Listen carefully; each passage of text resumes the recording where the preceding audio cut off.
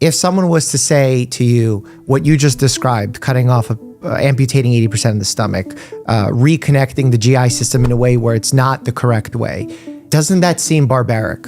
How would you respond? Yes, it appears barbaric. However, cutting out 80% of your stomach means very little if it's going to extend your lifespan for over 10 years. Today, we're joined by the incredible Dr. Christine Ren-Fielding, a pioneer in bariatric or fat loss surgery. She's actually the chief of bariatric surgery at NYU Langone Health, where she's helped transform lives through innovative, life-saving procedures and has been at the forefront of advancing surgical techniques for weight loss. We go into depth covering what bariatric surgery is, who needs it, why insurance makes it so hard to get it, and most importantly, if GLP-1 medications like Ozempic are going to make fat loss surgery a thing of the past. Dr. Ren-Fielding does a phenomenal job with all these questions, and I truly think you'll benefit from this conversation. So let's get started with the Checkup Podcast. Excited to chat because this is a topic that I've actually gotten a lot of hate on social media about, and it kind of confused me because when I was in my training, bariatric surgery was something that we knew helped a lot of patients. But then with the way media is and the way that headlines are often sensationalized and made to be very dramatic, people started getting angry about bariatric surgery. And that fueled a rise of misinformation. So I'm excited that we get to talk with one of the leaders in bariatric surgery to tell us what's what, to separate fact from fiction. And I think a good place for us to start would be, what is bariatric surgery? Let's define the terms, what procedures there are, what options there are, so that if you're the viewer, you can kind of wrap your head around from the beginning what we're talking about. Right. So thank you for the opportunity for letting me come and talk about this, because as a person who's within the field of bariatric surgery, it's been around since the 1960s, if not the 1950s. And yet there are so many people who don't know about it, or they fear it, or they don't want to know about it. So bariatric surgery... What do you think created that? Why are people confused by it? Well, there's a judgment thing going on. And it's about, are you taking the easy way out, or you're cheating, or you're doing it the old-fashioned way? It is judging people who are obese or morbidly obese and saying, why aren't you losing weight with diet and exercise? And it's probably because that's how many people maintain their weight. But being a slender individual like you and I, doing diet and exercise works in maintaining our weight.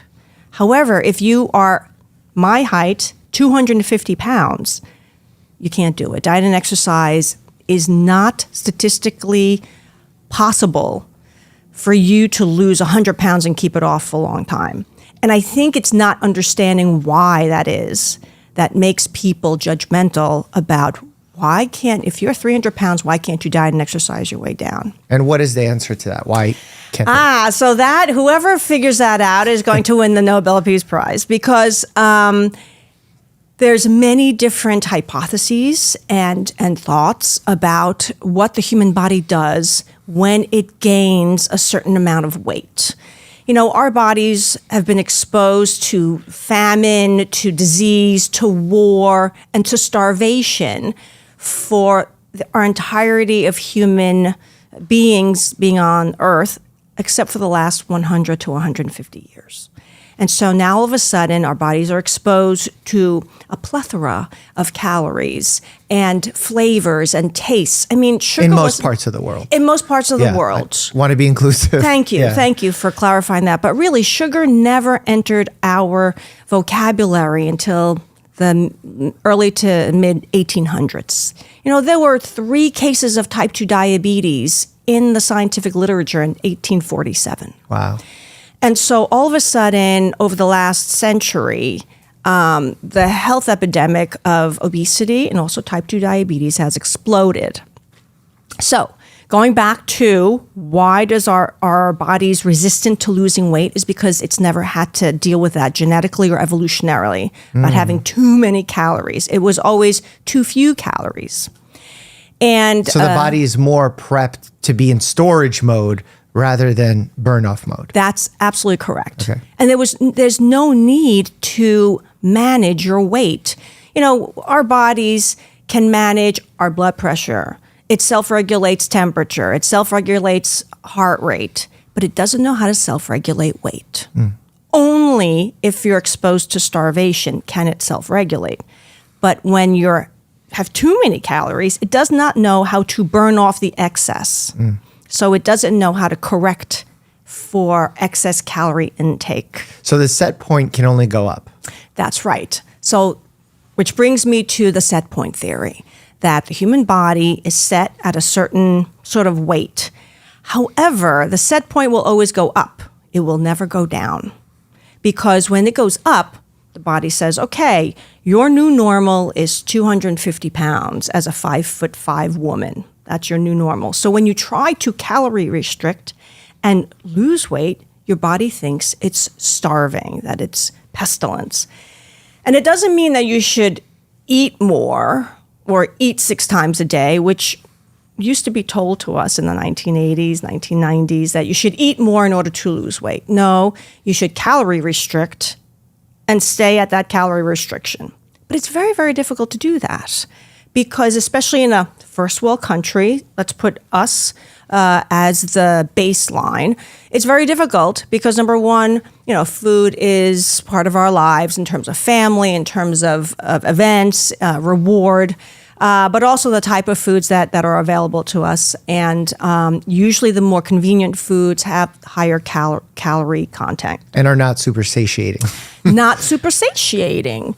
And what happens is when you start to get used to these fast food or convenient foods, that's what you want more. So the food industry has contributed a lot to the difficulty in losing weight.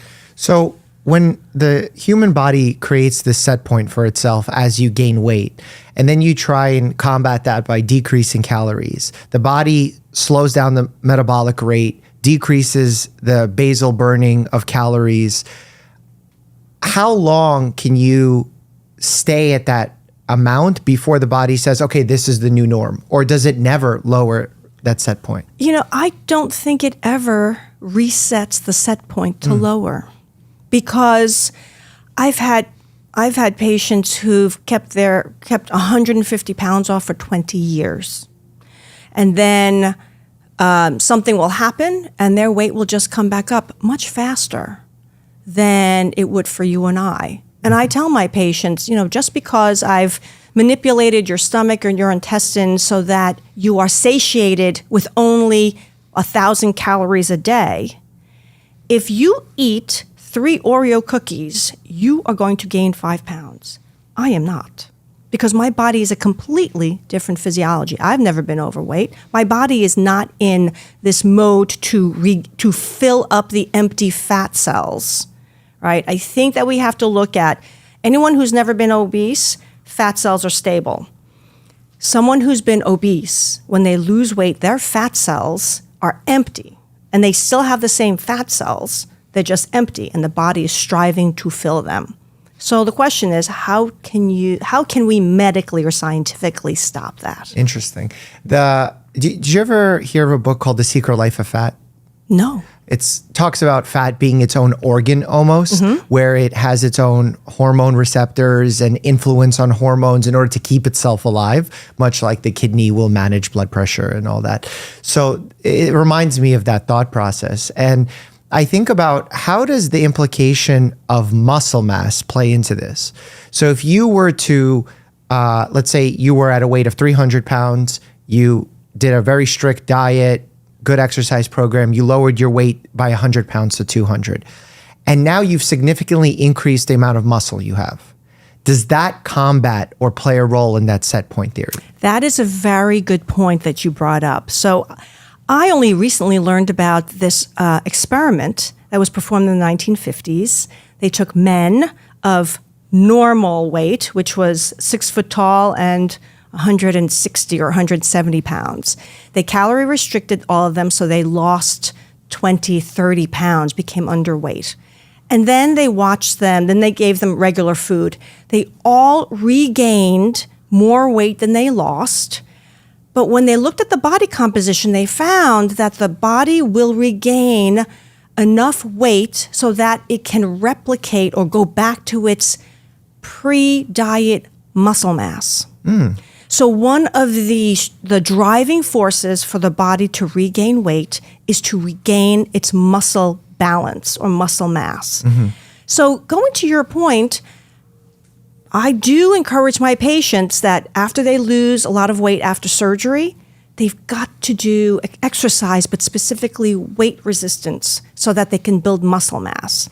I don't think there's been a study out there that's shown this to show that prove it. To prove that increase in muscle mass or replacing it will stave off the weight regain. Yeah, that would be an interesting point because these days everyone's talking about muscle being really the factor that drives aging or keeps you metabolically healthy. And that's what we should be using to determine biological age even. And I feel like all those are wonderful theories, but until they're proven, we have to take it with a bit of caution. So yes, it's a good thing to exercise. It's a good thing to put on muscle. Metabolically will improve certain factors, keep you independent for longer, keep bones stronger. But to say that it definitely will decrease the amount of weight regain is not so clear at this point. That's correct. Yeah. Okay, well, that's an interesting point where we are now, where the topic of calories in, calories out gets thrown around both as a myth and as a hard truth. And I'll tell you my stance on it. I'm curious about yours. I think calories in, calories out is the truth. And anyone who tries to debunk it is largely talking about extreme situations and or specific outliers. Because if you take someone and you say, I'm going to limit you in a metabolically locked ward to a calorie deficit, they will lose weight. But at the same time, people don't live in a metabolic ward. They live in real life where there's options, there's cravings, there's behavioral issues, there's life stressors. So I think calories in, calories out is the truth, but then how it plays a role in our lives is going to be dependent on a lot of variables. But to say that calories in, calories out is not true, I think is a wrong statement because it kind of defies science, physics, all of that. Curious in your stance. So I agreed with you to a point. So calories in, calories out, at the end of the day, that's the bottom line. However, certain calories will make you gain weight more easily, particularly if you have lost weight by calorie restriction. So the calories I'm talking about are processed carbohydrates and primarily glucose. So glucose has a certain number of calories. However, if you have lost 50 pounds or 100 pounds from either surgery or diet or medications, that glucose will be more efficient in making you gain weight. Is that because of an intrinsic factor of glucose, some chemical composition of it, how it reacts hormonally in your body? Or is it more of the fact that it's easy to overeat and leads to more cravings and a behavioral change? So in this, both. That biochemically, it is the easiest to absorb and then to be changed into glucagon in your liver to cause fatty liver and then go on to be fat. But at the same time, sugar, especially in people who have insulin resistance, like polycystic ovarian syndrome, their response to glucose is a very rapid rise in blood sugar, which will then drop and then make them self-correct by craving for more glucose or foods that turn into glucose, like crackers or pretzels or cereal. Yeah, I see that in my patients who, if they're walking around with an average glucose of 200, even not postprandial, not after eating, but throughout the day in a fasting state, and then I lower them to a normal range, they sometimes feel unwell if they're in this new normal, which is normal for the human body, but not normal for them. They almost experience hypoglycemia at a normal glucose level. Is that the process you're describing? Yeah, I think that's very similar. Mm-hmm. That's very similar. And again, a very interesting thing that that came out of some studies internationally was that, we talk about these diet these sugar substitutes, right? And artificial sweeteners. And they have 0 calories. Right. However, some studies show that if you intake a significant amount of artificial sweetener, it changes the microbiome in your gut, which then makes you more efficient at processing the and glucose. Craving. Yes, and increasing your weight with processed carbohydrates. So you've heard of that study. It's fascinating. Yeah, there's so many of these mechanisms with the microbiome and how artificial sweeteners react with the body that we still don't even fully understand. At the same time, I still feel like it's fair to say if a patient is consuming 10 glasses of Coca-Cola a day, which is not recommended, and we swap them to diet Coca-Cola, in general, I would view that as a risk reduction method. Completely agree. Yeah. Completely agree. And then the response is, well, isn't that causing you cancer? Isn't it terrible? I said, well, if you want to lose weight, it's much better. Certainly water and carbon and seltzer is better than diet soda, but it's the lesser of the two evils. Right. And I feel like people get caught up on the microbiome and start saying these things. It's true. And I'm curious how that's going to play out of maybe there will be a day where we recommend a probiotic that will impact someone's craving. Great. I would love that. But right now it just doesn't exist. And I feel like what happens, I know you're not spending a lot of time on social media as we talked about earlier, but these days on social media, the things that take forefront, which get the headlines, the viewership, is when a scientist goes on a health podcast with a non-health expert host and says things like artificial sweeteners are 10 times worse for you than the real sugar. And it's like, based off what? Your theory? I don't know what to do with that. And I think they're just jumping the gun on what they believe is going on versus what has been proven thus far. And I feel like that's just taking them at their opinion. Yes, completely agree. Completely agree. And of course, it's an extremist thing. Of course. There's always moderation. I think we just have to think about, what do our bodies know how to process or break down? Mm-hmm. And certainly artificial sweeteners haven't been around that long. So who knows what they're going to do? We also don't know what those gums or preservatives that are in Triscuit crackers, not to put labels, but, the things that pretzels, Cheerios. I mean, we have no idea what all those preservatives are doing to long term. Or even short term. We just don't know. But there are theories. But yes, there's been no studies on these preservatives on weight. Yeah. And I think when we talk about those situations, they could be interesting to chat about, but I think it shifts a person's focus who's interested in losing weight into things that are not going to yield them the best results. It's like talking to someone who's trying to put on as much muscle as possible, talking to them about their need for supplementation of creatine as opposed to actually getting them in the gym. Like, it's way more important how much protein you're taking in and whether you're working out or not, as opposed to if you're taking a supplement to put on muscle. Yes. So the problem is that's where people get excited. All right, so we got a little off track. So calories in, calories out, true, but there's an impact on certain calories, how they alter your body's absorption of those calories and how they impact behavior. So that's the more nuanced take of it. Yes. Where do you feel the biggest struggle for your patients comes from when it comes to losing weight? Is it cultural, behavioral, addiction? Is it even fair to say the word addiction when it comes to food? Right. So let's just clarify that my patients, I'm a surgeon, I'm a bariatric surgeon, and my patients are a certain amount overweight or obese. This is not the individual who has 20 pounds to lose. This is someone who's a 5'4" woman who weighs 240 pounds or more, or a 6 foot man who's weighing 310 pounds. That's a BMI of 40. And surgery is meant to help you do the undiet. What does that mean? You're less hungry and you're full with smaller portions of food, period. It doesn't do anything magical with metabolism. It doesn't change necessarily your relationship, your emotional relationship with food. It merely blocks the food noise. It blocks the cravings, and it makes the container smaller so that you feel full with a smaller portion.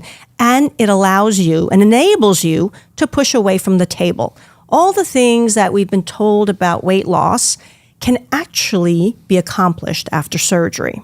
So, and I think it's an important point that I didn't bring up earlier, which I should have. The reason I'm assuming, and I don't want to put words in your mouth, that you're saying dieting and exercise to lose this huge amount of weight is not really feasible is not because of your disbelief of diet and exercise not working to lose weight, not because you disbelieve calories in, calories out, as we've stated, but because when you look at the evidence of people who have tried, the percentage of success is in the single digits, especially long term. Yes, that's correct. Thank you for summarizing that. Because when someone has 100 pounds to lose and they calorie restrict, the feeling of hunger is doubled by what the body's doing physiologically in the primitive brain. Mm-hmm. And therefore, maintaining a calorie restriction for long term is nearly impossible for the majority of people who need to lose, say, 100 pounds for long term. To play devil's advocate, is it because the people who are trying to lose weight that are not having success, so the 90+%, is that because they're doing it incorrectly? They're getting bad guidance? Is it because they are not as motivated? Or is it a combination of all these things? I think it's a combination of all these things because many people lose motivation when they stop losing weight. Mm-hmm. But what they don't realize is you lose weight because of the consistency of the calorie restriction. And the way the body loses weight is not like a machine. Every time you weigh yourself, you're going to be losing 5 pounds a week. That doesn't work that way. You lose 5 pounds, you plateau for a week or two. As you plateau, your body shrinks, and then you will lose weight again. I mean, really, to impact fat cells, it takes 3 weeks. So diet always, puts into your mind temporary, and then I'm going to go back and do what I used to do once I achieve my goal.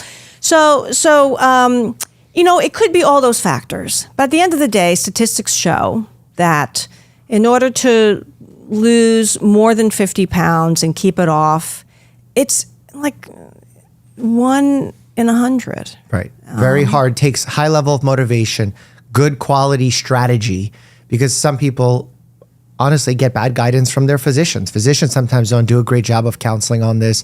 And it might not even be their fault, as the system is set up in such a way where they have 5 minutes with their patient, they give them a handout, and they walk out of the room. So that's tough all across the board for physicians, for patients alike. So now we have an option in bariatric surgery. And what is exactly the definition of bariatric surgery? Right. So the word bariatric comes from the root word baros, which means pressure or weight in the Greek language. So it's weight loss surgery. And it's surgery that manipulates the internal organs so that the individual can eat less, and feel full, feel less hungry, and therefore lose weight.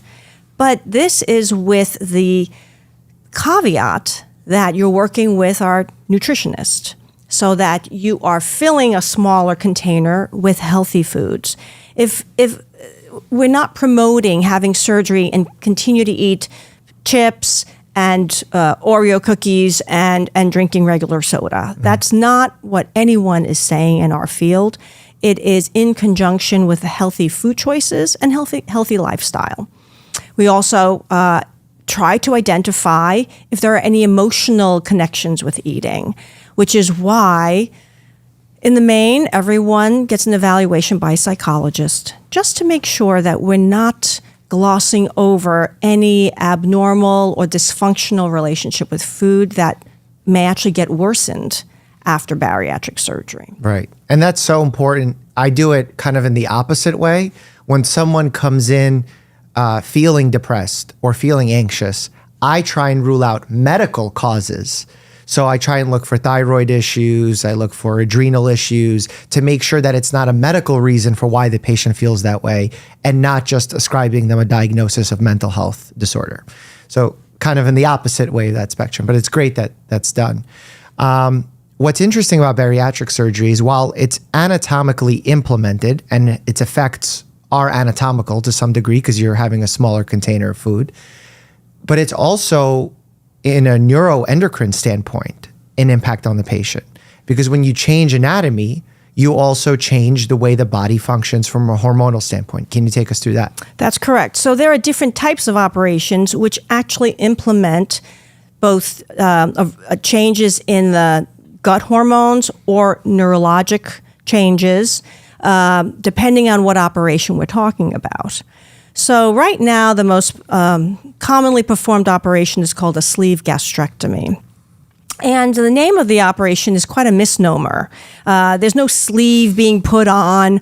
It's really, to be frank, it's amputating 80% of your stomach. Now, it's very horrifying to say it that way, but that's what it is. We're trimming off 80% of your stomach and removing out of your body, sort of like when you take your bell-bottom jeans to the tailor and he or she makes them into skinny jeans. You're just removing or trimming off a section of fabric, and the same thing with your stomach so that it's physically smaller.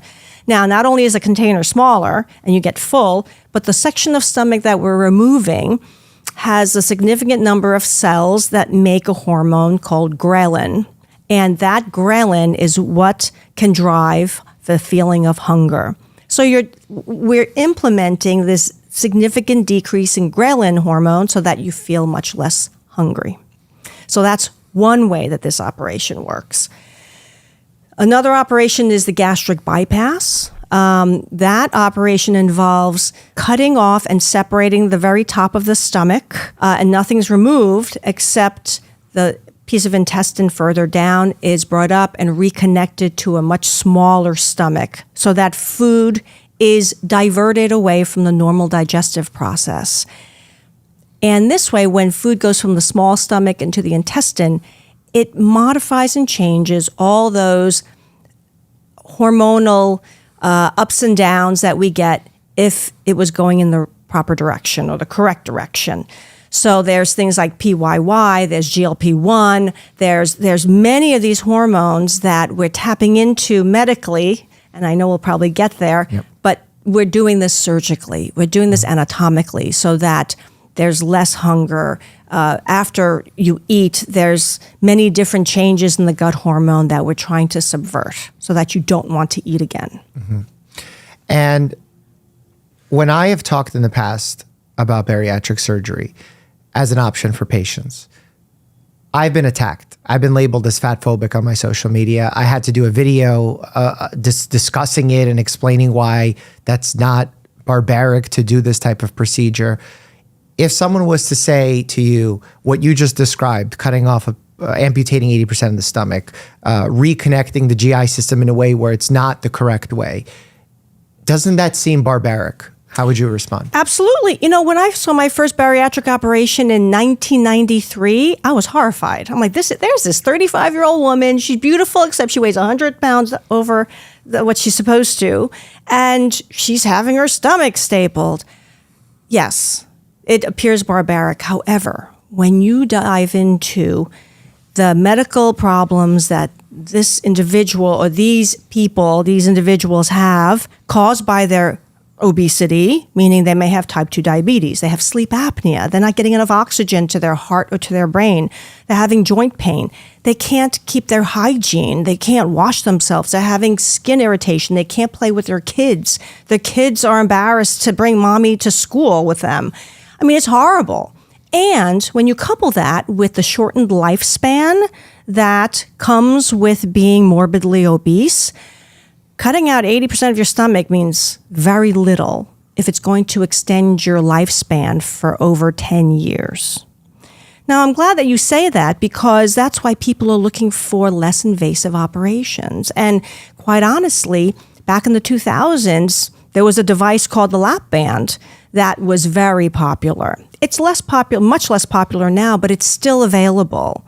And I forgot to mention that, but it's a device that goes inside and it squeezes around the vagus nerves of the stomach, which seem to decrease appetite. So yes, it does appear to be barbaric. There are some non-barbaric options, but I think in the context of the barbaric nature of obesity, it's the lesser of the two evils. So it's a risk reduction modality. You're trying to improve not just length of life, but quality of life as well. And I've seen that in my patients as well. As far as successes versus failures go, what does that look like from the research? So the successes are significant when you compare them to just diet and exercise, lifestyle changes. People lose 30 to 40% of their body weight and keep it off for decades, but not everyone. What we need to start looking at or changing is the mindset of obesity. Being fat is not just about being fat or having excess fat cells. It is a whole biology and physiology of having an excess of fat organ that the body wants to preserve forever. So it is a chronic condition. And you can do the most drastic bariatric surgeries, and guess what? Some people regain all their weight back. And oftentimes we say, why is that? Because because the body at the end of the day wants to fill up the empty fat cells and will do so many things to achieve that. So what I'm trying to say is just doing surgery won't guarantee that you'll lose a significant amount of weight forever. It needs to be monitored for recurrence, for which may require maybe a psychologist to address the mental health aspect. Maybe it requires seeing a nutritionist again to educate that certain foods or snacks will go on to weight loss, to weight gain, or maybe you need medication.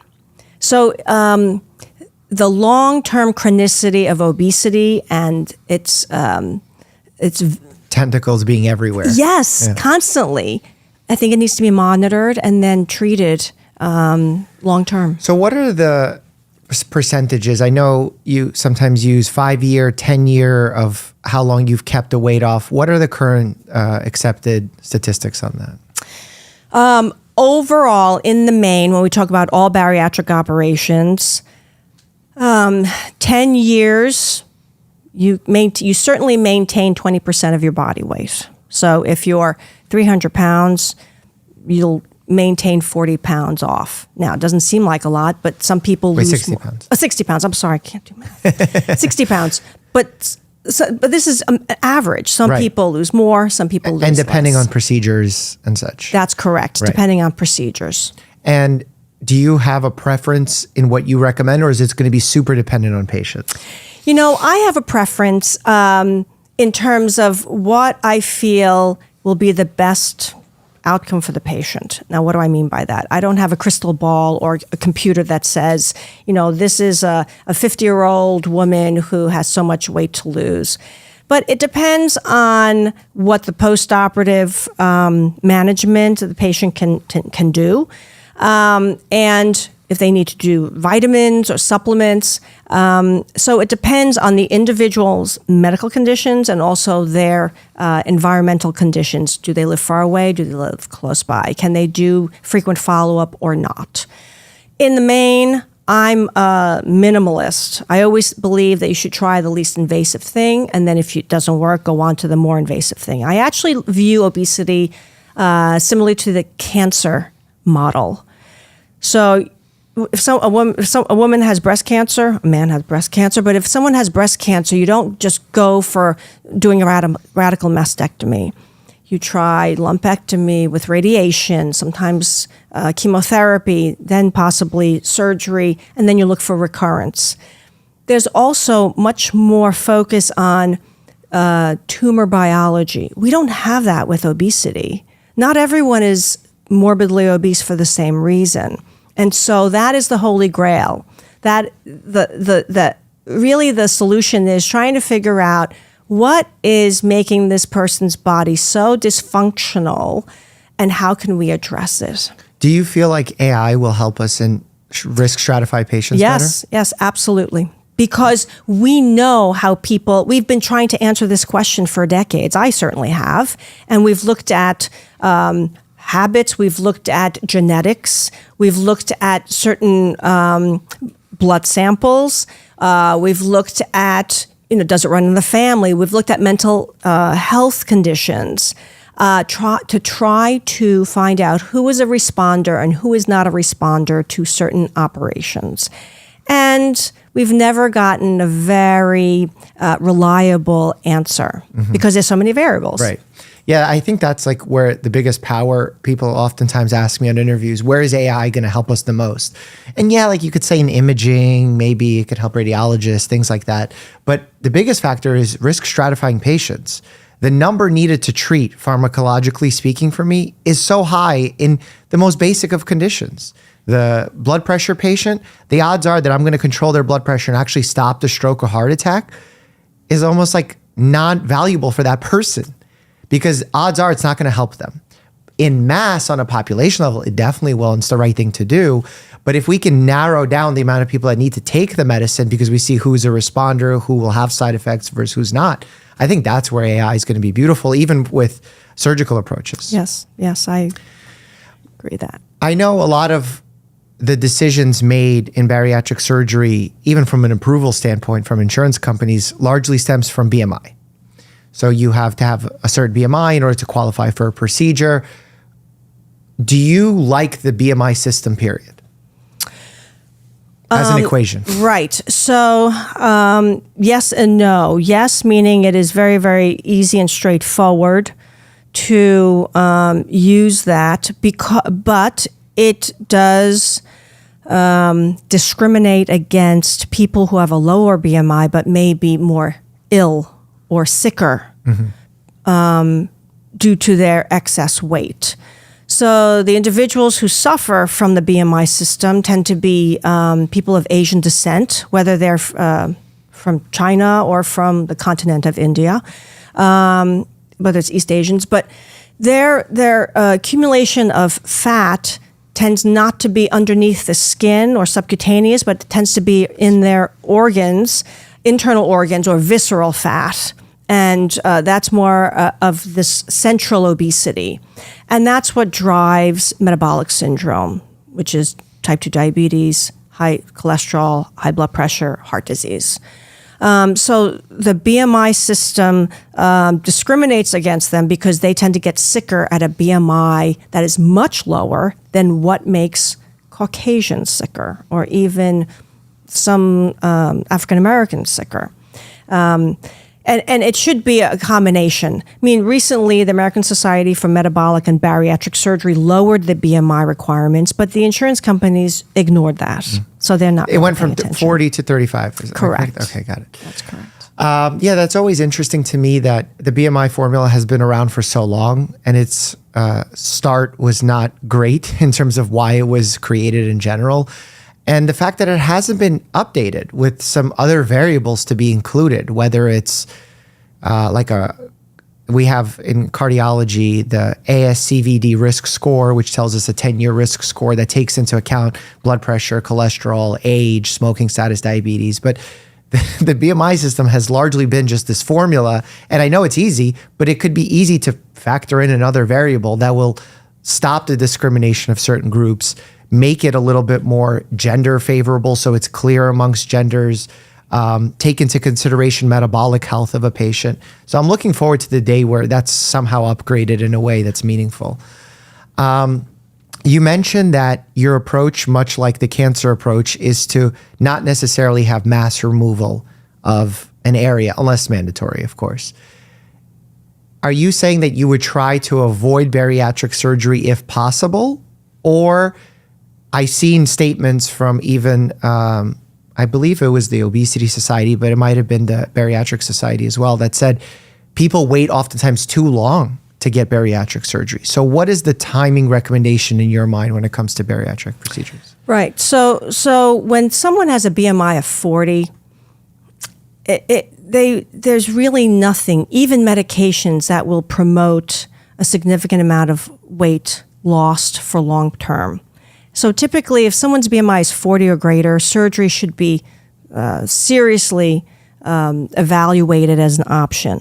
The problem is that I don't think everyone is a candidate for surgery, because it may not work or may make existing conditions worse, or that it may work temporarily, but then there'll be weight regain. So I think everyone has the potential to be a successful bariatric surgery patient, but it's my job to try to enable them and to facilitate their success, which means evaluation of their nutritional education or evaluation of their emotional health and their relationship with food. So once that is evaluated and we have an understanding, the patient understands that surgery is not going to make everything better and make them lose weight forever, that there requires long-term maintenance. Yeah, there's still effort required in order to make this successful long term. A lot of people's only exposure and understanding of bariatric surgery comes from these TLC shows, My 600-Pound Life, terrible titles, all these things. I view those shows as not great. I feel like they're a bit predatory on the people participating, although they are helping them to some degree by facilitating procedures that they may not be able to afford on their own. So there's some ethical issues there. But in general, do you think those shows have helped or harmed the message behind bariatric surgery? Well, I have to say that I've never watched that show, My 600-Pound Life, because I don't think it represents the average individual who is having bariatric surgery. Now, I'm from the Northeast, right? I'm from New York. So the extent of the severity of obesity that's up here, the incidence of obesity and morbid obesity is the same in New York as it is in the rest of the country. However, the number of people who are 600 pounds, there's many more down in the South than in the Northeast for a variety of reasons. But in the main, if someone is 600 pounds, bariatric surgery is not the only thing that they need. They need that, but they need a lot more psychological and nutritional support. Because to be that heavy means that there's a lot more calories, especially processed calories, that are being taken in.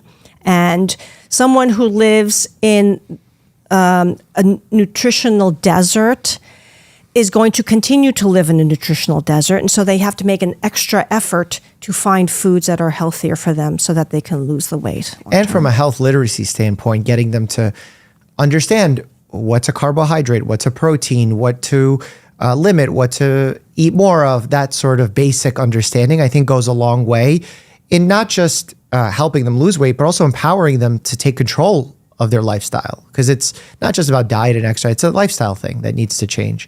And what I don't like about the show is, and the reason I watch the show is I don't watch it for fun. We've reacted to the show while on camera. So I would give my feedback on it. And I saw one of the doctors on the show to be talking to a patient who's 600 plus pounds, looking to go for the procedure. And he says that before you go for the procedure, I need you to lose X number of pounds. And that's true. And I know that's part of the requirement in order to go for the procedure. But then the guidance he gives is a paper, and he says you need to decrease your caloric intake, get ready for this, to 1,200 calories a day and go low carb.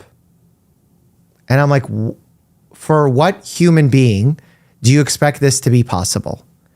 And it feels like the patient is almost fully set up for failure. Now, I try and be charitable in my thinking. And I say, is this terrible advice and we could do way better? Or is this doctor giving the most extreme level of advice in hoping that they do at least 10% of it? And I'm curious what you think. Right. Okay. So, and what is the correct version of that advice? Right. Okay. So I think it's multi-layered, right? It's the reason why speed limit's 55, because everyone's going to go up 10 points. But I think it is, I don't know why he does that for his patients. I think he's probably testing to see how motivated they are and if they can make a change for short term. A lot of patients say to me, well, why should I go on a diet? That's the reason why I'm here to see you, because I haven't been able to lose weight with a diet. I mean, specifically, my motivation for a 600-pound person to lose as close to 500 pounds as possible before surgery is for safety, for perioperative safety. Lose down to 500 pounds? As close as possible. Got it, okay. Right? Now, that may not be possible, but there are many OR tables that don't go over 500 pounds. There are many beds, so on and so forth. The anesthesia risk is typically higher as someone is higher. So I usually ask patients to lose as much weight as they possibly can, but I give them guidance. And it's not, and I learned, don't give them a choice. Put them on meal replacement protein shakes and say, you can drink up to 8 protein shakes a day, and then eat crunchy vegetables and water, full stop. And we do that routinely for everyone before surgery for 2 weeks so that their liver, which is sitting above or on top of the stomach where we're operating, it shrinks and becomes defatted, because that's where we lose weight initially, is the fat, is the liver. So we put them on a liver shrinking diet for 2 weeks beforehand, but it's with guidance. Protein shakes as meal replacements, water, and crunchy and raw vegetables. And they do it. But it's not to prove anything. Right. That's the thing. It feels like in this situation, it's to prove that they're capable of keeping the weight off. Is there no component of that? I don't think it's right. I don't know. I don't think that's, because everyone knows that it's not sustainable. Yeah. Was there guidance, maybe this is 10 years ago in my residency training, where there was some sort of 5% that you have to lose before going for bariatric surgery in order to feel like it's successful? Or is that completely, I'm making that up in my mind? No. Certain insurance companies require that. Interesting. Certain insurance companies. I mean, listen, down in Tennessee, the insurance companies required the patients to get an IQ test. I mean, insurance companies are horrible. What? Yes. So there's a lot of variation in insurance policies that are usually state dependent.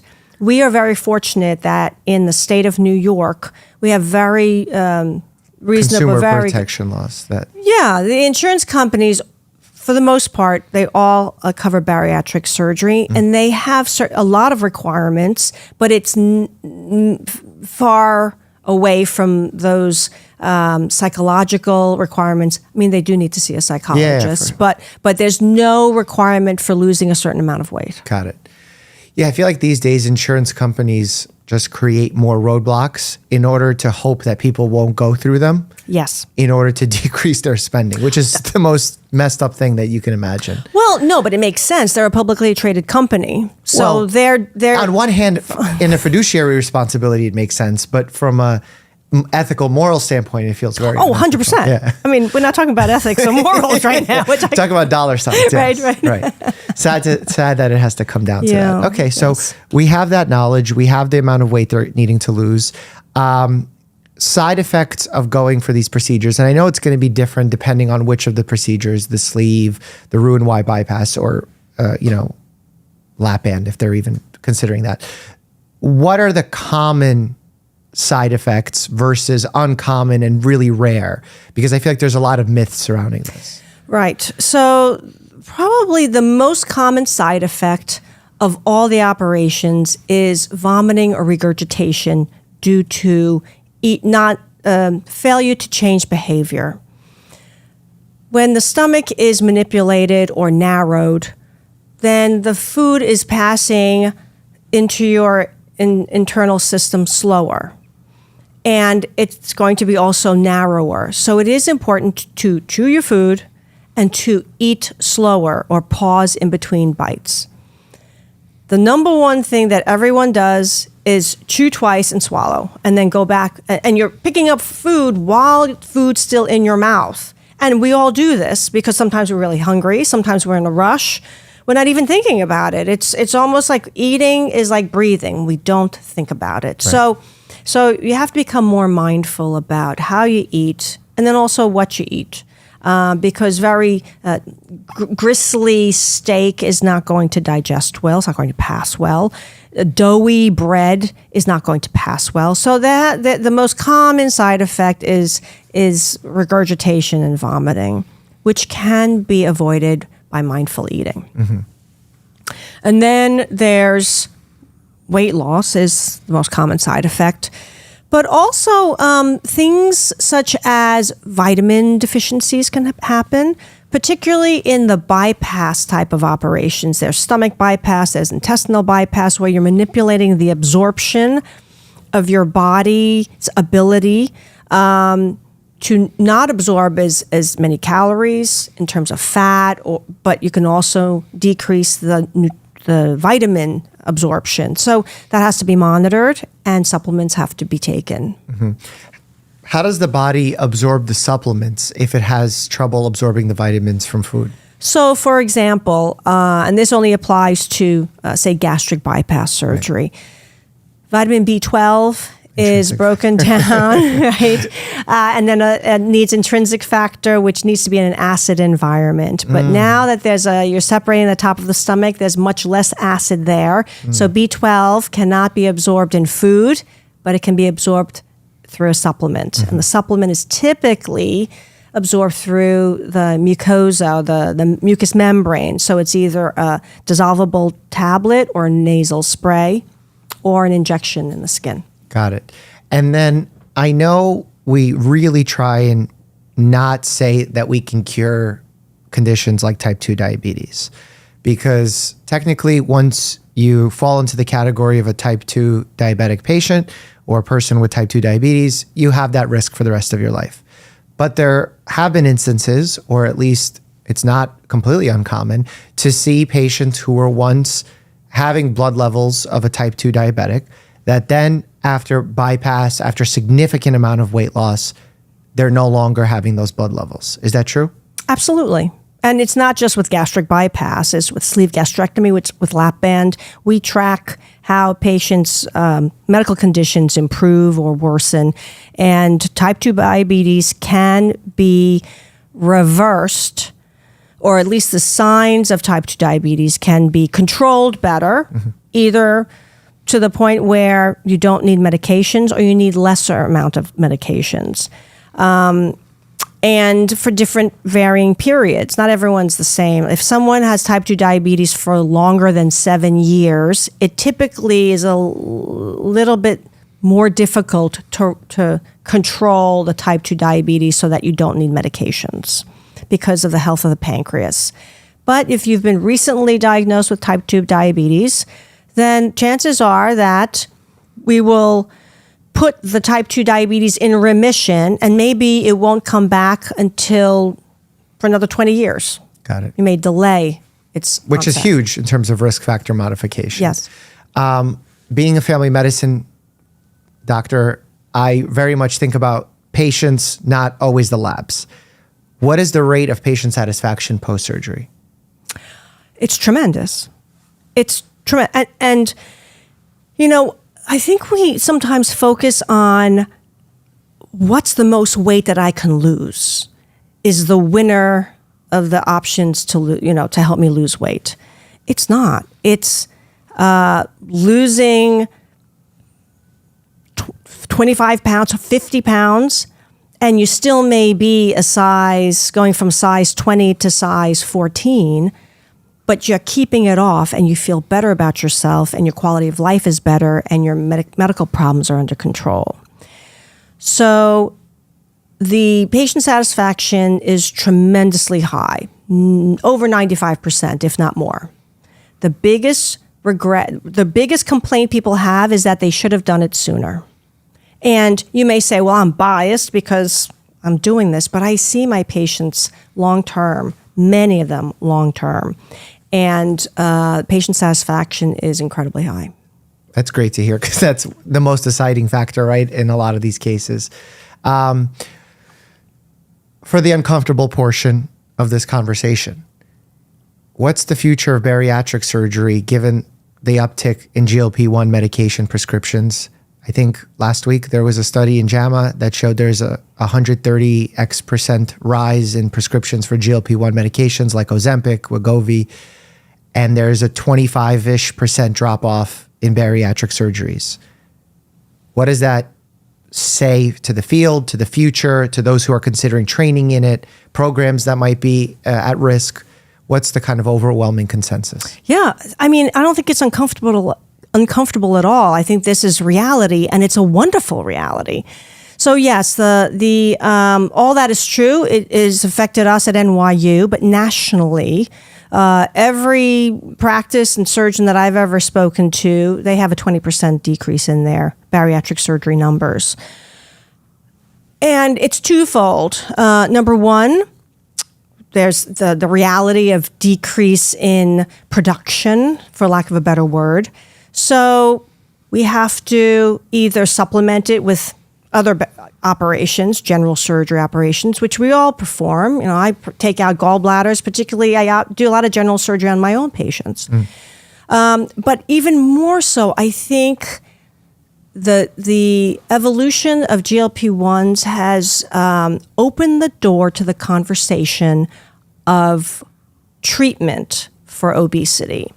So there's a lot of fat shaming out there, right? And why can't you lose weight? You must be lazy. You must be, not caring. A lot of judgment. But the only thing that's worse than fat shaming is shaming those who are looking for treatment for their obesity, meaning bariatric surgery. So there's a lot of bariatric surgery shaming. Why can't you do it on your own? Why can't you take the easy way out? So that's where GLP-1s come in. And GLP-1s are the most reliably effective medications that help people lose weight because it's stabilizing the blood sugar. So you're not having these highs and lows, and you're not craving, which is causing the food noise. I mean, a lot of people say, I'm on Ozempic, the food noise is gone. That's because your blood sugar's managed. I mean, I'm simplifying it, obviously. But gastric emptying slows down so you feel fuller longer, all that good stuff, yeah.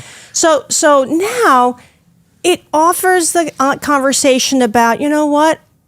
I now realize that it's not just in my head. I can lose weight. I've always tried to lose weight, but now I can because now I'm not so hungry. I'm not craving. So now I can eat healthy. And look, I lost 25 pounds. Now my joints don't hurt. I can go to the gym. I can exercise, and I'm losing more.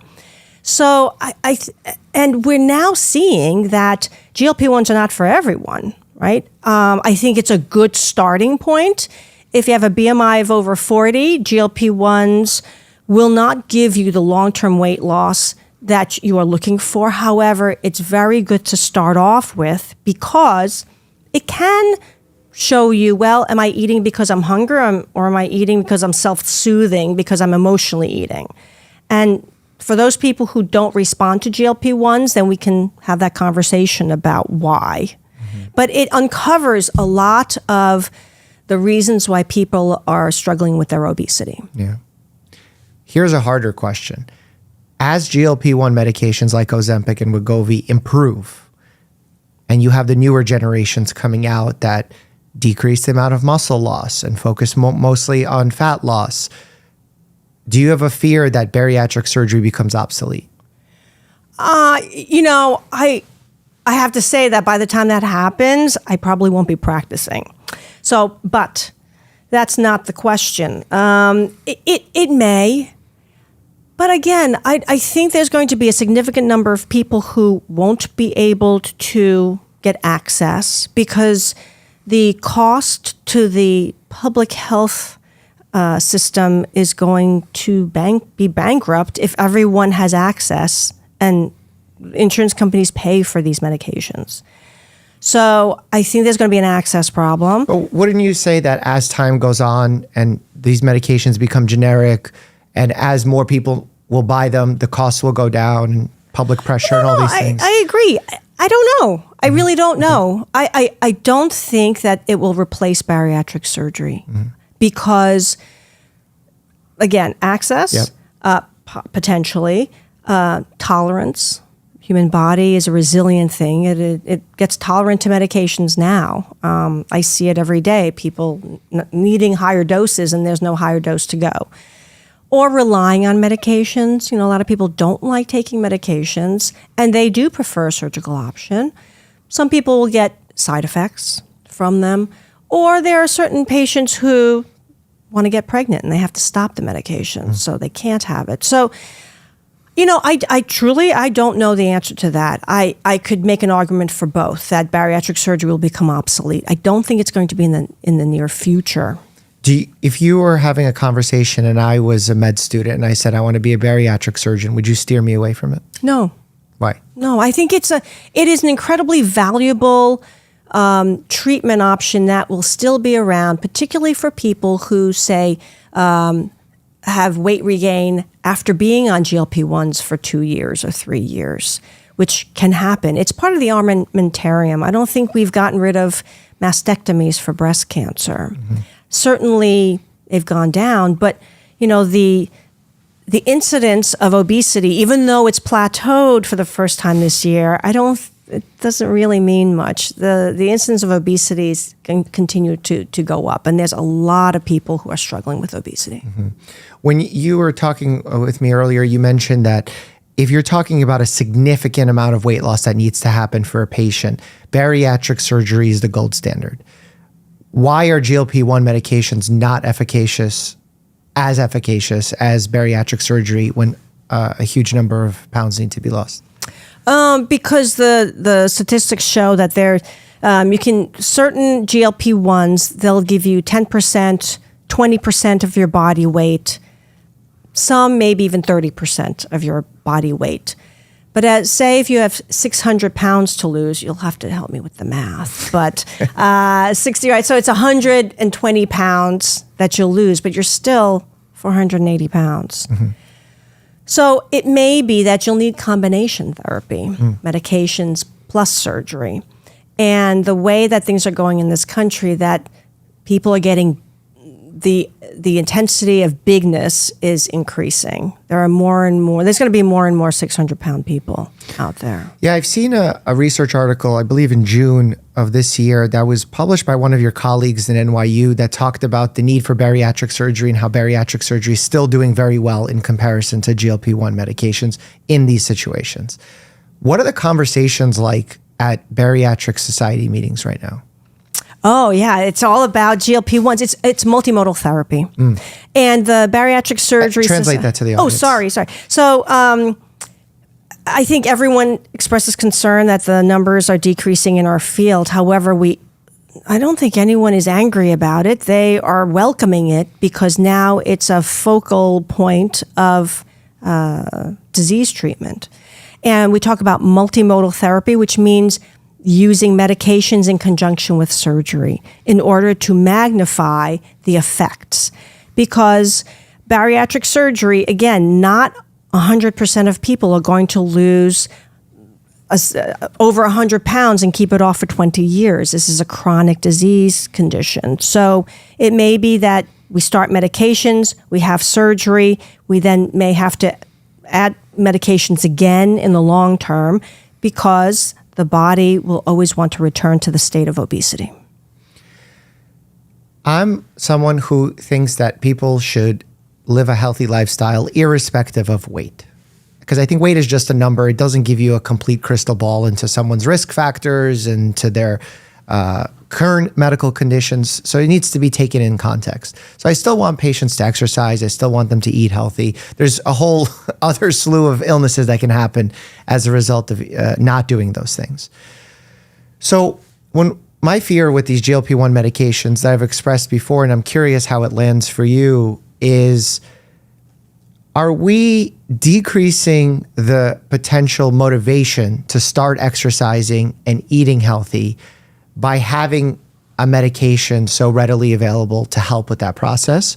Or is that a minor thing that we should not be focusing on and instead be celebrating the fact that we have something to help people who are overweight or obese?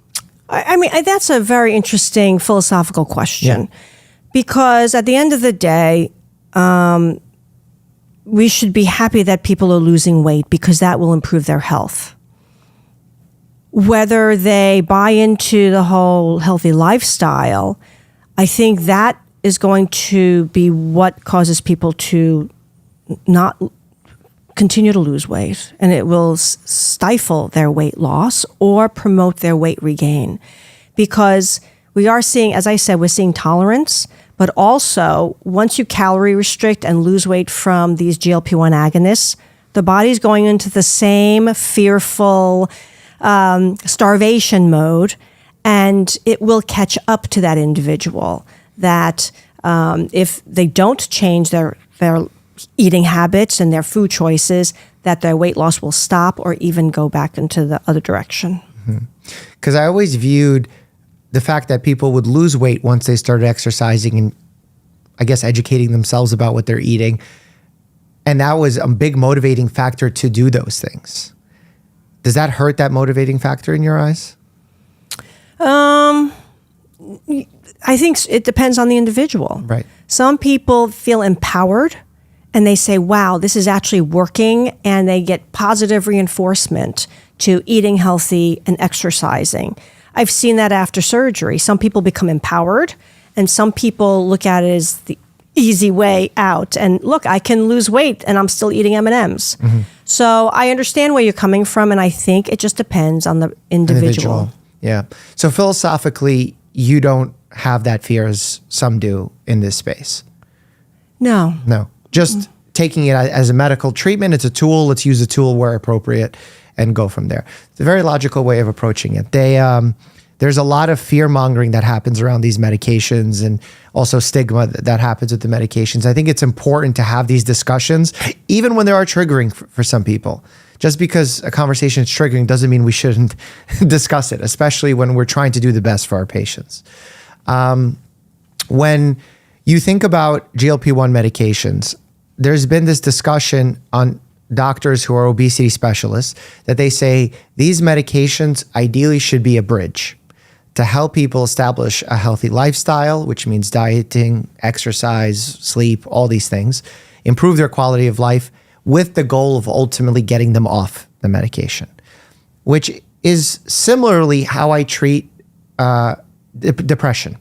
So when I start a patient on an antidepressant medication, SSRI, I will tell them that we're going to do check-ins X number of months to see if they're ready to taper off the dose, and we'll do it safely, because the goal shouldn't be to be on the medication for the rest of your life. That is seemingly the goal for GLP-1 medications.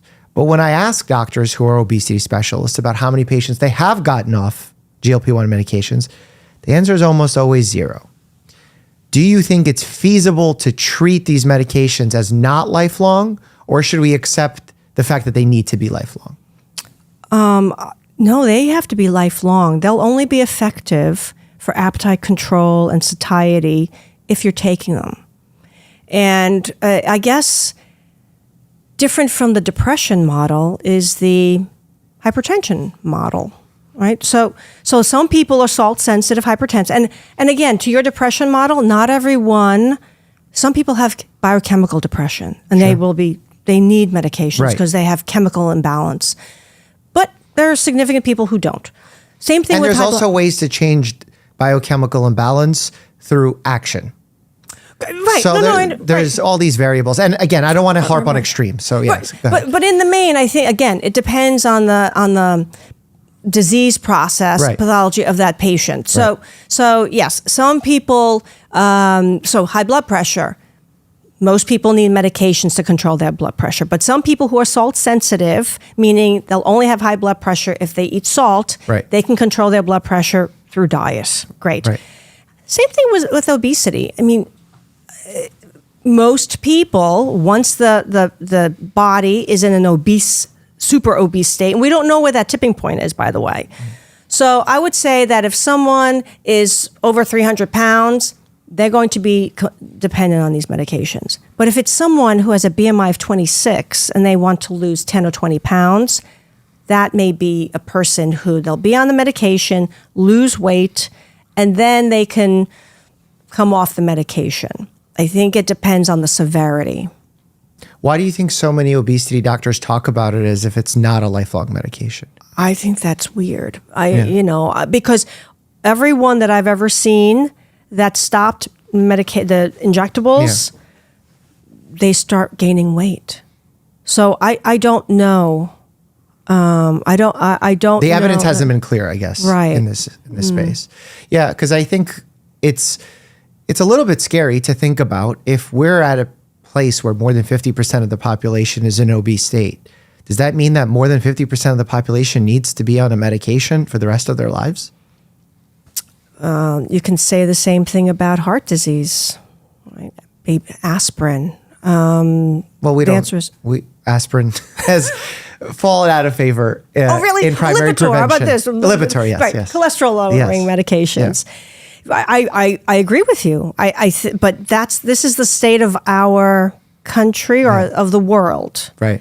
And I think it's a bigger conversation because we are surrounded by contaminated foods that is very difficult to remove out of our lives. I don't think we should ever do one or the other, but people will make the argument that we're medicalizing a problem that should be treated societally. What do you say? Yes, I agree. But society has prevented us from taxing sugary beverages, soda in this city, in New York City. There was this push to tax regular like the soda. Big Gulps or something? Big Gulps, yeah. There was a public outcry. Yeah, that was Bloomberg, right? That was Bloomberg. Yeah. I thought, oh my God, that's so terrible. So how can you fight that? How can you lose weight successfully if your kids are bringing that stuff in? Even though you tell your children or you tell your teenager you shouldn't be drinking that, they do anyway. And society, not everyone has the wherewithal or the finances to have a healthy lifestyle. A single working mother, it's much easier to bring your kids to McDonald's. I mean, yeah, that's a sad part about food deserts. Where do you think, from a societal standpoint, where if you could wave a magic wand that you'd get the biggest bang for your buck in terms of improvement society as a whole, that if you could change one thing, what would that thing be? Getting rid of the processing or preservation of food and getting rid of food in boxes and bags. So processing food is also a tricky term because if you cut up a chicken, it's processed food. So like you're saying the ultra processed foods, maybe? Yeah. Those types of things like Lunchables. crackers, cookies, cereal. Mm-hmm. Cereal is so you would ban cereal. I would ban cereal. Wow. So that's your hot take.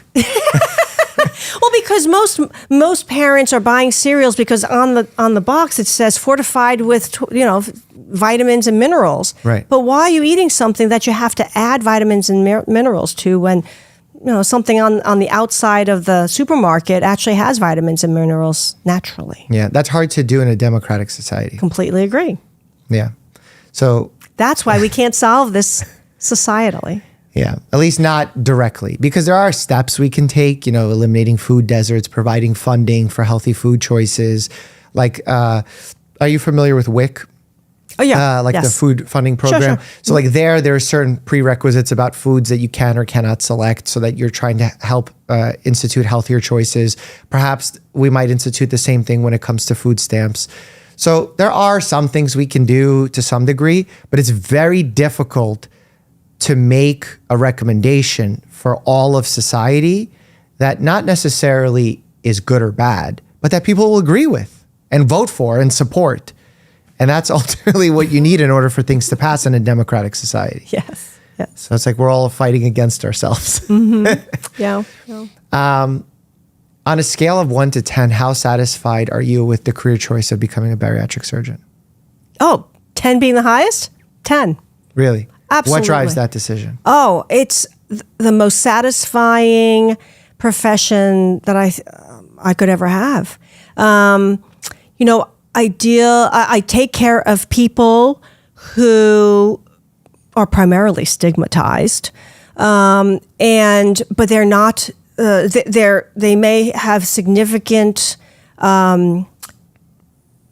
dangers in their medical condition and their quality of life, but they're not dying from a cancer, so I don't have to deal with a cancer diagnosis, which is heart-wrenching to me.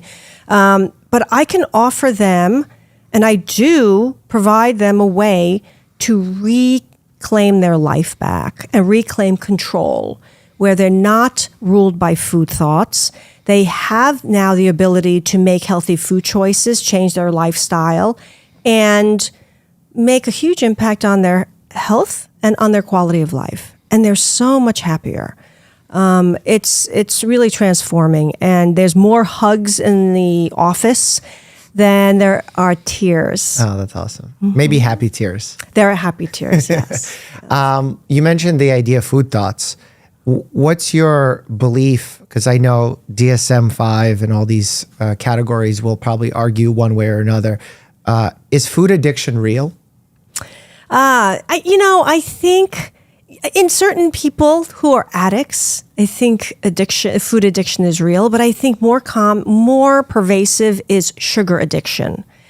And it is something that chemically is a true entity, because your blood sugar is going up and down, and certain health conditions, it's predisposed to that. As I said, something like polycystic ovarian syndrome specifically. Right.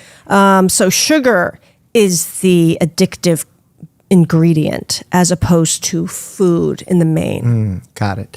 For the GLP-1 medication, something I wanted to touch on since we talked about side effects of them, there's a lot of conversations in the health podcast space. I would say fear-mongering, because I think they're taking it a little bit further. But there's been documentation that there's muscle loss in addition to fat loss. And we know that keeping on muscle is valuable, especially as you age. And we know that if you decrease caloric intake, whether you like it or not, you'll lose some muscle mass.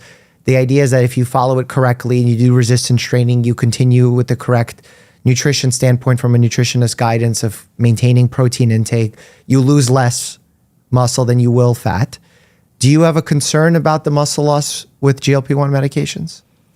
Certainly in individuals who are losing weight rapidly, absolutely, because muscle is a very important organ in our body or tissue in our body, and it will drive the need for the body to regain weight. And, I think that having a medication that's muscle sparing, I'm curious to know how that would happen, only because if you're calorie restricting and not using your muscles and replacing them with activity, I don't know how else you can spare the muscle. Because typically we say in our bariatric surgery area that if you lose more than 10 pounds in a month, then you're losing a lot more muscle. So usually 10 pounds or less, it's water, fat, a little bit of muscle, but you don't want to lose more than 10 pounds in a month. So yeah, I'm concerned about the muscle loss. Got it. When a patient comes to your center, let's say I'm that patient and I have a BMI of 35. I'm looking to lose weight. What is the process like? Am I right away discussed about bariatric surgery? Are we trying the GLP-1 medications? What's the process? I think to be just not create false hope, we follow what the insurance company options would dictate as options. So if that BMI of 35 patient had no medical problems, no type 2 diabetes, nothing, then I would not talk to them about surgery. I would talk to them about medication, diet, increased activity, and then of course medications. However, if that person had heart disease, had stents, was on insulin for diabetes, then forget about the medications. You can do the medications after surgery, or you can do the medications now, but let's plan for surgery. Because the severity of damage that the obesity has caused on the patient's body is already so terrible that we need to act quickly and give you a very effective treatment option, which is surgery. Yeah. What do you think is the biggest misconception surrounding bariatric surgery? That's the easy way out. And I think, my goodness, who wants to have surgery to be skinny? Nobody does. Nobody wants to have surgery if they can avoid it. And it actually is a very brave thing for people to come to my office and see me and discuss having surgery, because there's always the fear of anesthesia. Am I going to die on the table? Am I going to be able to live a different life with eating small amounts? I think that's another fear, that am I going to be successful or am I going to be a failure? That's the second most biggest concern that people have. Yeah. What for people who are considering going for bariatric surgery, what should they ask themselves before having an appointment, or should they go in with an open mind and have the conversation with a doctor first? I think they should go in with an open mind, because most people do their research, by going on the internet, and there's the internet, as you know, is very, very good for medical information, but you can't control what is true and what's not, or maybe what doesn't apply to you or something. Right. It's not accurate in the situation. So I think certainly with an open mind, go in. We actually offer an online seminar that talks about the difficulties of treating obesity, the different types of operations, the pros and cons, using illustrations, and then possibly, and what are the BMI requirements for that, so that it gives people some objective information, and then they come in and see us. Makes sense. Now, you're talking about what your guidance would be, your advice would be once the patient has landed in your care. I'm a primary care doctor. I see patients with BMIs over 35 very often these days. Should I be thinking about bariatric surgery more often than I am? Yes. Yes. Because just in case the medications cannot be obtained or do not work, or they become tolerant, or they can't have it, there's contraindications, you need a plan B. And I think combination therapy is going to be the way that things start to move, because neither just medications or just surgery is going to be effective for everyone. Yeah. How would that work? Would it be do the procedure first and then once you're healing be on the medication, or is it like a pre-medication phase where there's some weight loss initially and then procedure? Well, that's what we're trying to study now. The answer is not out yet. Okay. What's your presumption, guess, if you will? Well, I think certainly if someone, say, has a BMI 50, right? I just saw someone in her 20s, BMI 50. And put in perspective what that would look like weight and height-wise. So a 28-year-old who's 5'6" and is 350 pounds. And she's really trying to lose weight but can't, and it's actually going the opposite direction. She's gaining weight. Someone like her, she asked me about the medications. I said, if you can get access to medications, you should start the GLP-1s now while we're going through this process in preparation for surgery, because it's going to be a 3 to 6 month process anyway. So you might as well start being healthy, try to lose weight so that your risk during surgery is less than it is now. And then we'll do surgery. We'll see how you go. And then if we need to continue your weight loss, maybe the weight loss will plateau, or if we want to magnify it, then we can add the medications back. When you think about strategizing with patients in this way, have you ever had a patient that sticks out in your mind as someone that had great success going through the GLP-1 and then surgical approach? Or is that something that's too new that you haven't even had a patient that's done that? I've had patients who've done very, very well, but then they had interruption in their medications. So it's those people, those patients that I'm seeing, is that they had an interruption and they got fed up because then they had to go shopping at different pharmacies to see if the exact dose that they wanted was available. Yeah. And I understand that the shortage is less now, but I think that there's been frustration in the dependence on these medications, and then they'll come and see me. Right. And there's been an uptick in people taking these medications for superficial reasons, less so for health reasons. Someone saying, oh, for a wedding, for an event, celebrities have very popularly taken them for roles. What's your stance on that? It's mixed because there we go fat shaming again. Just because someone wants to lose 10 or 20 pounds, and this is a reliable way, why are aesthetics being sort of demonized? And I think the only real criticism of that would be that you're taking away the supply for someone who needs it for a medical benefit as opposed to an aesthetic benefit.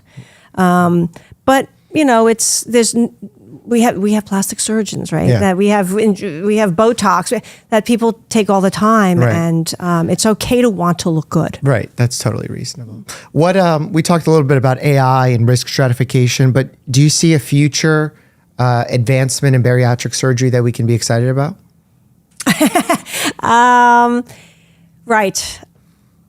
I think it's going to be in several levels. The answer is yes and no.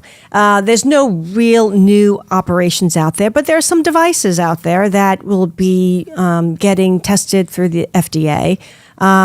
There's certain intestinal liners, or there's clips, restrictive devices that may be coming out, and also endoscopic procedures to reduce the inner lumen of the stomach, which just received a CPT code, which means that insurance companies may start, certainly Medicare is going to start covering How do they impact the lumen from an endoscopic procedure? That's so interesting.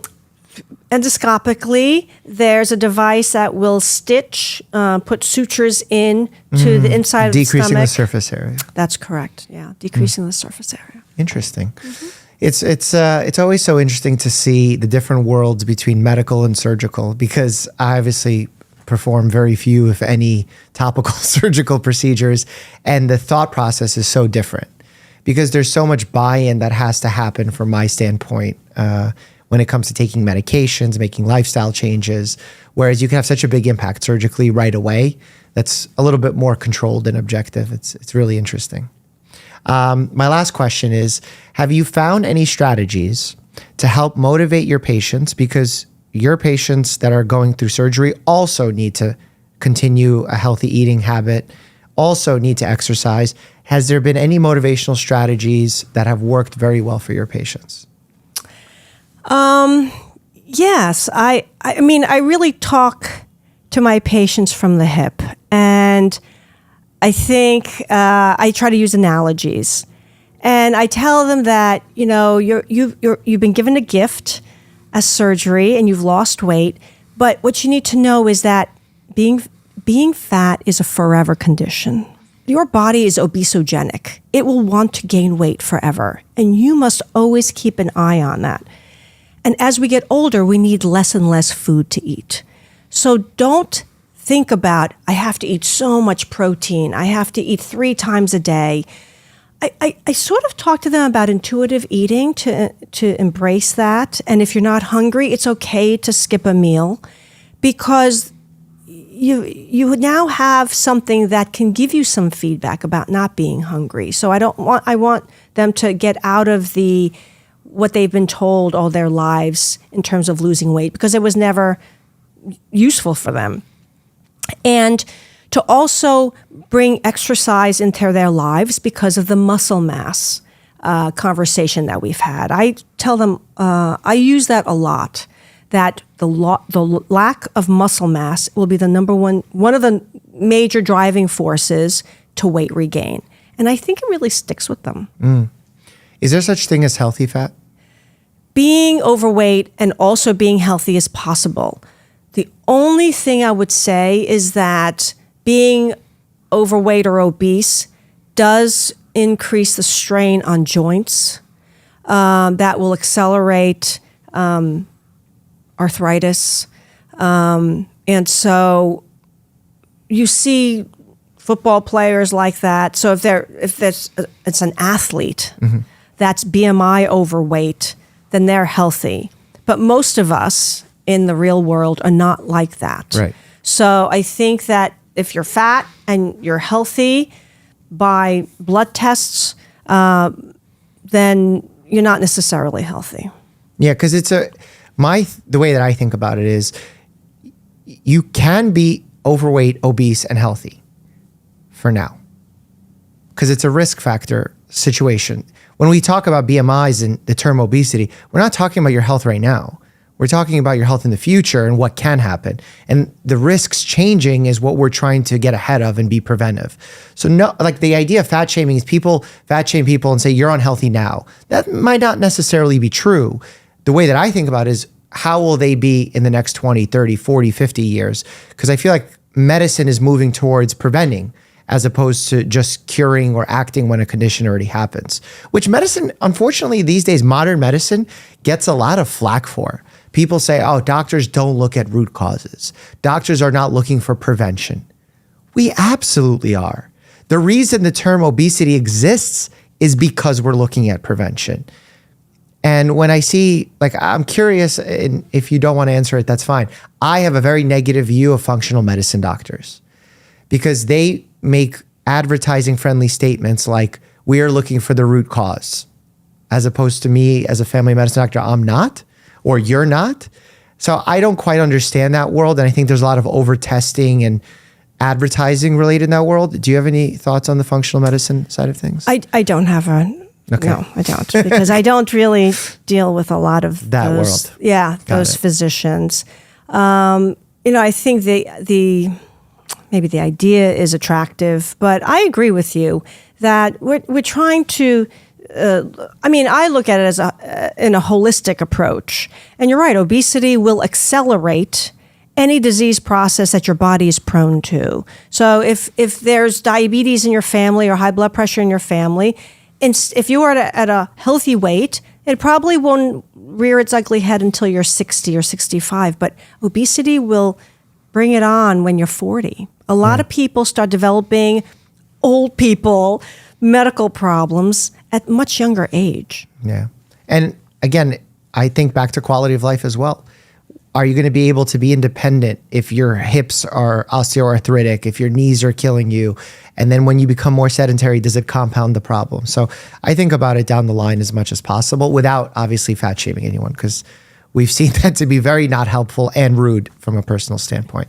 Well, do you think we covered the topic well? I think we did. You did a great job. No, you did an amazing job. And I very much appreciate your nuanced takes on all of these issues, because these days it's hard to find someone who's willing to talk about it honestly and openly about what we know, but also about what we don't know, what the future holds. So I thank you for your honesty in that regard. Well, it's been a pleasure. Thank you very much. Thank you. Where can people learn more about what you do, or if perhaps they'd like to seek out medical care from you? Well, I'm at NYU Langone Medical Center, which is on First Avenue and 34th Street. But if you visit our website, it's NYU Langone in the Manhattan campus. But you can also watch our online seminar located at www.nyuweightloss.org. Cool. Thank you so much. Thank you. We spoke about the problems that I had with the popular show, My 600-Pound Life. Click here to see my in-depth reaction. And as always, stay happy and healthy.